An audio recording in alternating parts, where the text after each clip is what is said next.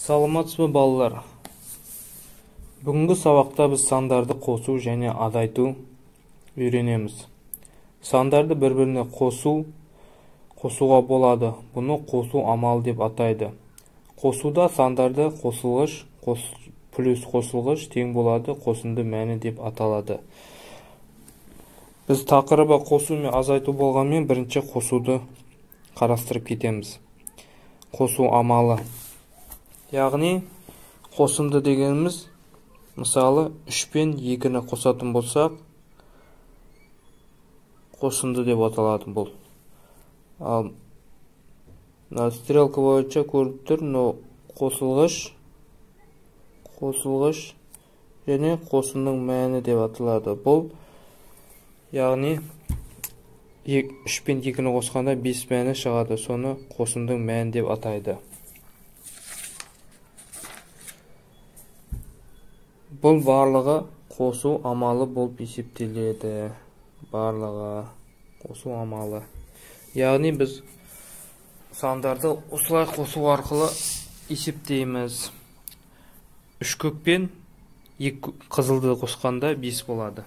Мысал келтірейік. Мысалы 4 пен 2-ні қосатын болсақ, қалай есептейміз? 4-те 2-ге қосамыз, яғни тең 6 болады.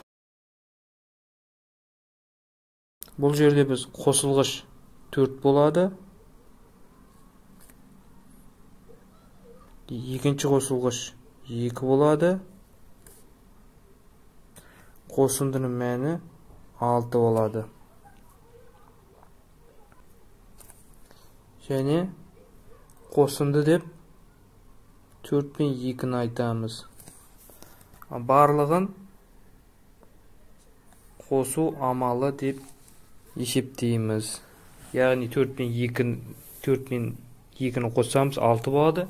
4 қосылғыш, 2 қосылғыш, 6 қосындының мәні, 4 пен 2 қосынды, барлығы қосу амалы деп есептеледі, қысқаша айтқанда. Ал азайту амалын алатын болсақ, азайту амалы де сол сияқты, бірақ басқаша айтылады. Бір санны екінші санды азайту болады. Бұны азайту амалы деп атайды. Азайту сандар азайғыш, азайтқыш айырманың мәні деп аталады. Яғни 5 пен 5-тен 2-ні алғанда 3 болады. Бұл азайту амалы дейді мұнау. Ал айырма 5 пен 2 болады. Ал азайғыш біріншісі 5, екіншісі 2 азайтқыш болып есептеледі.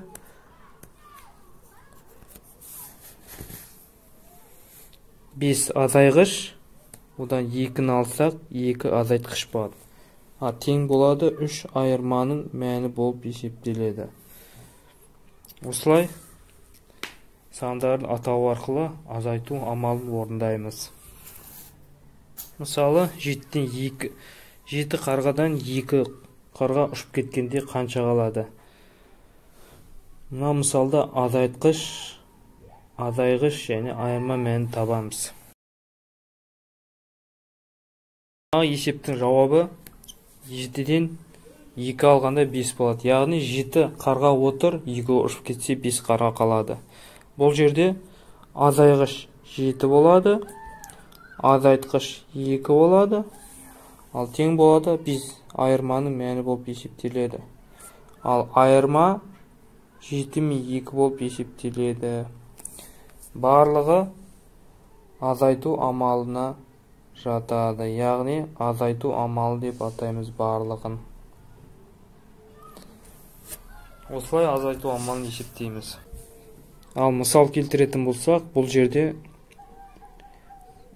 қосу мен азайту мысалдарын келтіреміз. Және ауызша айтып кетейік.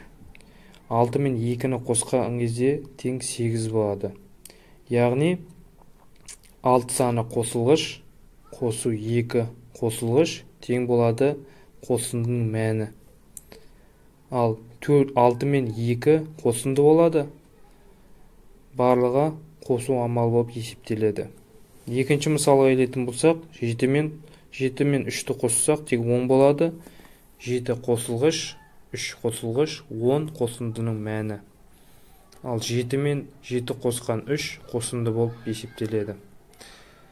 Үшінші мысалға келсек, 5 пен 2-ні қосқан кезде 7 болады. 5 қосылғыш қосу 2 қосылғыш тең қосынды мәні шығады. Және 5 қосу 2 қосынды болып есептеледі. Осы бірінші қатарда қосулар қосу амал болып есептеледі. Осылай қосуды үйренеміз. Екінші қатарға келсек, азайту амалы. Бұнда 5-тен 3-ті аламыз, яғни 2 қалады. 5 дегеніміз айырғыш, алу 3, 3 дегеніміз азайтқыш. Тең 2 айырманың мәні болады. Бұл жерде 5-тен 3 алу ол айырма. Екінші мысалға келетін болсақ, 8 алу 5 тең 3 болады. 8 азайғыш, алу 5 азайтқыш. Тең айырманың мәні 3 болады. Және 8-ден 5 алу ол айырма болып есептеледі. Үшінші мысалға келсек, 9-дан 3-ті алғанда 6 болады. Яғни бұл жерде 9 азайғыш, 3 азайтқыш, 6 айырманың мәні. Ал 9-дан 3 алсақ, айырма болып есептеледі. Бұның барлығы азайту амалы. Ал бұл қосу амалы. Яғни біз қосу мен азайтуды бүгін үйрендік. Сонымен балалар, қош болыңдар. Келесі сабақта кездескенше.